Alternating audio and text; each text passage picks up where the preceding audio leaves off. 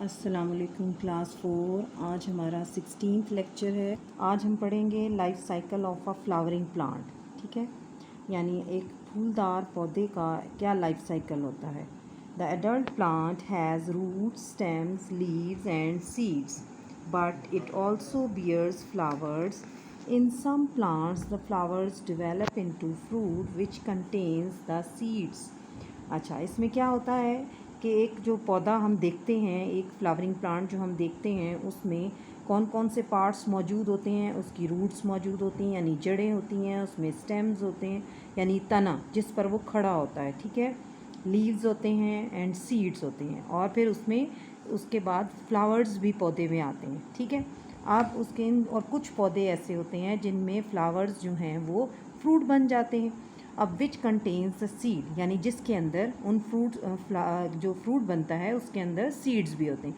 अब हम इसका लाइफ साइकिल यहाँ देख लेते हैं कि ये फ्लावरिंग प्लांट्स की बात हो रही है कि ये सीड है। पहले सीड होता है, सीड को जैसे ही हम लगाते हैं पानी ज़मीन में, तो सीड में सबसे पहले ये एक रूट हमें नज़र आती है, जिसके साथ ये छोटी छोटी रूट्स नज़र आती है, ये जो सीड के अंदर से निकल के आती है। ठीक है, उसके बाद वो सीड जो है वो जड़ नीचे ज़मीन में पकड़ लेता है, और ऊपर से फिर उसके छोटे छोटे 2-3 कोंपलें निकलने शुरू हो जाती हैं। ठीक है, उसके बाद फिर एक छोटा सा पौधा तैयार हो जाता है, एडल्ट लाइक, यानी एक बड़े पौधे की तरह का एक छोटा सा पौधा तैयार हो जाता है। फिर आहिस्ता आहिस्ता वो बड़ा होने लगता है, और बड़ा जब हो जाता है तो उसके साथ फिर उसका फ्रूट लग जाता है। यानी ये आपको एक बीन की मिसाल दी गई है, यानी एक जो बीन्स का पौधे होते हैं, बीज वाले, जो जिस तरह मटर की फली आप समझ लें या सोयाबीन की फली समझ लें, उस तरह की एक फली, ये जो फ्रूट इसका तैयार हो जाता है, फल जो आता है। ठीक है, अब फिर उसके अंदर ये सीड्स होते हैं जिसको हम दोबारा से फिर हम सोइंग के लिए वो रेडी हो जाता है कि हम उसको दोबारा ज़मीन में बो सकते हैं। इस तरह ये इसका पूरा एक साइकिल चलता है। ठीक है, अब उसके बाद है नॉन फ्लावरिंग प्लांट्स की बात, कि जो नॉन फ्लावरिंग यानी जिन पौधों में फ्लावर्स नहीं होते, तो वो क्या करते हैं। अब non flowering plants go through similar stages, यानी जो नॉन फ्लावरिंग प्लांट्स हैं जिनके फ्लावर्स नहीं होते, वो भी इसी तरह के सेम बिल्कुल इसी तरह के स्टेजेस से, मरहलों से गुजरते हैं, लेकिन their seeds are not covered like those of flowering plants, लेकिन उनके बीज इस तरह ऊपर से ढके हुए नहीं होते, कवर्ड नहीं होते, जिस तरह के हमने अभी देखा कि ये सीड है फ्लावरिंग प्लांट का जो ऊपर से कवरिंग होती है, यानी इसकी वो जो सीडलिंग्स होते हैं वो अंदर होते हैं, जो 2 उसके कॉटिलेडन्स होते हैं, ये इस तरह के 2 उसके पार्ट्स जो होते हैं वो इसके अंदर होते हैं, ऊपर से एक कवर किया हुआ होता है, जैसे एक कोट पहना हुआ होता है इसने। ठीक है, सीड कोट हम इसको ऊपर से कहते हैं। इस तरह नॉन फ्लावरिंग प्लांट्स के जो सीड्स होते हैं वो इस तरह कवर्ड नहीं होते। Some plants complete their life cycle in a few weeks. अच्छा, इनमें जो कुछ पौधे होते हैं उनका जो लाइफ साइकिल है कुछ हफ्तों में कंप्लीट हो जाता है, मुकम्मल हो जाता है, and others take many years.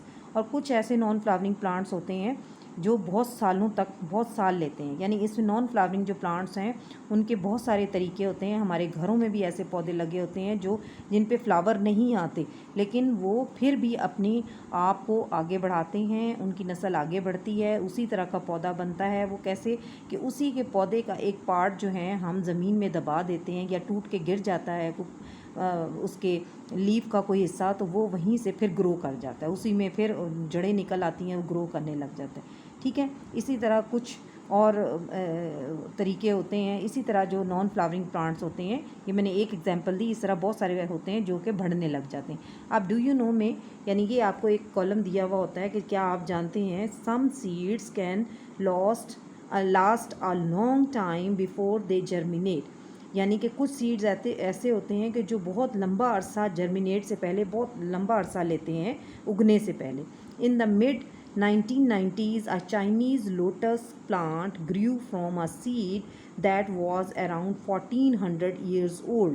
यानी ये चाइना में ऐसा हुआ 1990, यानी 90s के साल में ऐसा हुआ कि जो चाइना में एक लोटस प्लांट था, कमल का पौधा जिसको हम कह सकते हैं, वो था, तो उसमें वो क्या हुआ कि उसका सीड जो था वो 1400 साल के बाद, मतलब 1400 साल पुराना था उसका सीड जो था वो, उसके बाद वो वहाँ से उगना शुरू हो गया। अच्छा, अब हम इसकी एक्सरसाइज देखते हैं। ये हमारा चैप्टर कंप्लीट हो गया, अभी एक्सरसाइज स्टार्ट होगी इसकी। फर्स्ट है चूज़ द करेक्ट आंसर, आपने सही आंसर पे टिक मार्क करना है। Another word for movement is, यानी मूवमेंट यानी हरकत के लिए दूसरा वर्ड क्या इस्तेमाल होता है, लोकोमोशन। सी जो है locomotion is the right answer. Second है we need to look after plants and animals because, हमें पौधों और जानवरों की देखभाल इसलिए करनी चाहिए क्योंकि वो क्या होते हैं कि we depend on each other for life, कि हम एक दूसरे पर इन्हिसार करते हैं अपनी ज़िंदगी गुजारने के लिए। ठीक है।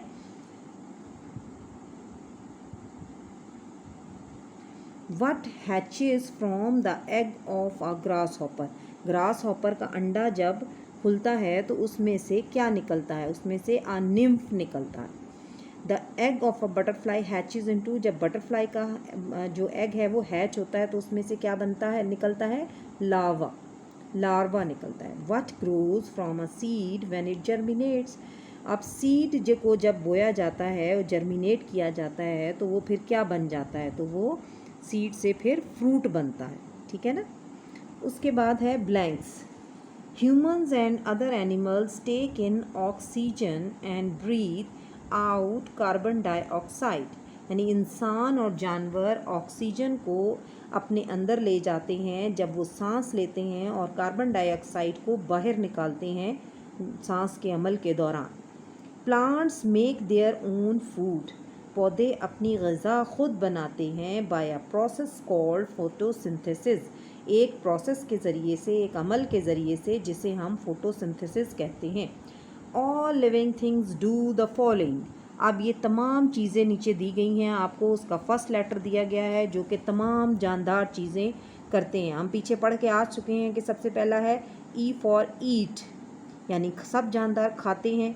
बी रेस्पायर, सांस लेते हैं। एक्सक्रीट यानी बाहर निकालते हैं। हैव सेंसिटिविटी, सब में हसासियत होती है, सेंसेस होते हैं। और मूव हरकत करते हैं। ग्रो बढ़ते हैं। रिप्रोड्यूस अपने ही जैसे और नए अपने ऑफस्प्रिंग को पैदा करते हैं। Plants and animals depend on each other, पौधे और जानवर एक दूसरे पर इन्हिसार करते हैं। Plants produce oxygen which is in the air we breathe in, पौधे क्या पैदा करते हैं, ऑक्सीजन, जो कि हम हवा से सांस में अंदर लेते हैं, यानी अपनी बॉडी के अंदर लेते हैं। नेक्स्ट पेज पे आ जाते हैं। नेक्स्ट पेज पर है आपका mark these sentences with true और false. Plants never move, true और false? It's true. Only plant cells have chloroplast. True. All living things grow. True. All life cycles have 3 stages. No. Different होती हैं सबकी। Frogs eggs are called fry. No.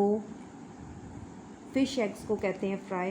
Humans inherit all their characteristics from only one parent. No.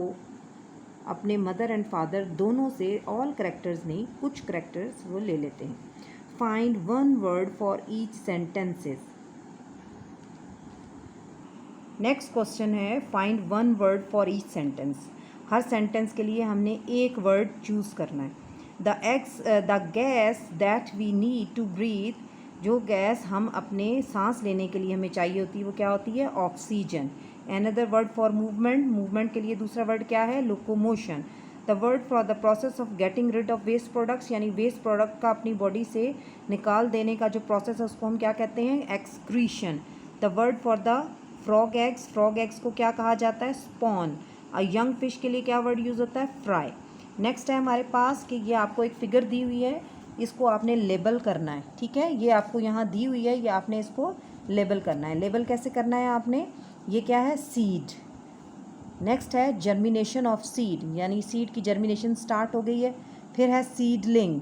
Next है adult plant. फिर है fruit with seeds. ये आज हमारा chapter complete हो गया है। अल्लाह हाफ़िज़।